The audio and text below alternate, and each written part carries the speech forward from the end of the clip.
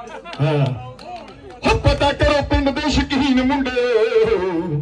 बई कित्थों आए मुखड़े हसीन मुंडे हो लगे जिवें परियां ने जाइयां मेलना पर आ की दे ब्याह की दे आइयां मेलना आ की दे ब्याह की दे आइयां मेलना आ की दे ब्याह की दे आइयां मेलना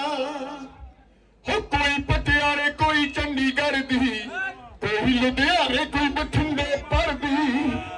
हो कोई पटियाले कोई चंडीगढ़ दी कोई लुधियाने कोई बठिंडे पढ़दी या असी भूआ ने बुलाइया मिलना है नानके मेल विच ओ नानके मेल विच आइयां मिलना